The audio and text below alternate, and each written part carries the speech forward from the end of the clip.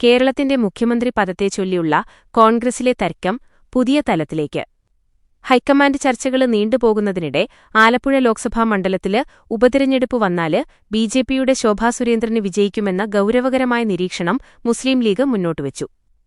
K C. Venugopal മുഖ്യമന്ത്രിയായാല് ആലപ്പുഴയില് ഉപതിരഞ്ഞെടുപ്പ് അനിവാര്യമാകും.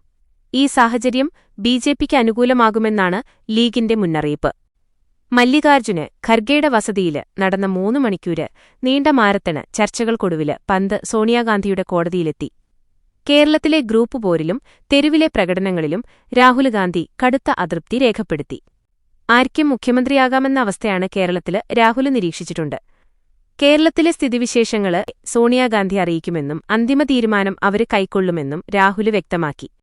എംഎൽഎമാരുടെ പിന്തുണയ്ക്കു പുറമെ വിവിധ സമുദായ സംഘടനകള് വി.ഡി. സതീശനായി രംഗത്തെത്തിയത് ഗ്രൂപ്പ് മാനേജർമാരെ ഞെട്ടിച്ചിട്ടുണ്ട്. പ്രമുഖ സമുദായ നേതാക്കള് സതീശന്റെ കാര്യത്തില് ഹൈക്കമാൻഡിനെ നേരിട്ട് താൽപര്യം അറിയിച്ചതായാണ് സൂചന. എംഎൽഎമാരുടെ എണ്ണത്തിനപ്പുറം സമുദായ സമവാക്യങ്ങളും പരിഗണിക്കുന്നത് തങ്ങൾക്ക് ഗുണകരമാകുമെന്ന് വി.ഡി. പക്ഷം കണക്കുകൂട്ടുന്നു.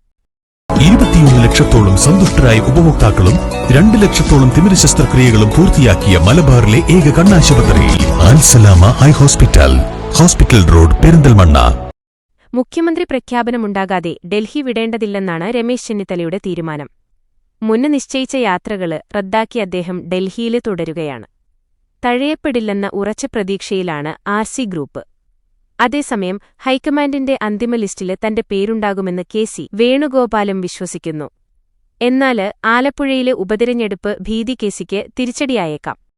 തെരുവില് നേതാക്കൾക്കായി പ്രകടനം നടത്തുന്നവർക്കും ഫ്ലെക്സ് വയ്ക്കുന്നവർക്കും ഹൈക്കമാൻഡ് കർശന മുന്നറിയിപ്പ് നൽകി. ആർക്കുവേണ്ടിയാണോ പ്രകടനം നടക്കുന്നത് അവർക്ക് മുഖ്യമന്ത്രി പദത്തിലേക്ക് അയോഗ്യത കൽപ്പിക്കുമെന്നാണ് രാഹുൽ ഗാന്ധിയുടെ താക്കീത്. ഇതോടെ ഗ്രൂപ്പ് മാനേജർമാര് അണികളോട് സമാധാനം പാലിക്കാന് നിർദ്ദേശിച്ചിട്ടുണ്ട്. കേരളത്തിലെ തൽസ്ഥിതി റിപ്പോർട്ട് നൽകാന് എ.ഐ.സി.സി. ജനറൽ സെക്രട്ടറി ദീപദാസ് മുൻഷിയെ ചുമതലപ്പെടുത്തി. ചുരുക്കത്തില് കേരളത്തിന്റെ മുഖ്യമന്ത്രി ആരാകുമെന്നത് സോണിയാഗാന്ധിയുടെ ഒരു ഫോണ് കോളില് ഒതുങ്ങുന്ന തീരുമാനമായി മാറിയിരിക്കുന്നു. കെ.സിയും ആർ.സിയും വി.ഡിയും ശ്വാസമടക്കി പിടിച്ച് ആ പ്രഖ്യാപനത്തിനായി കാത്തിരിക്കുകയാണ്.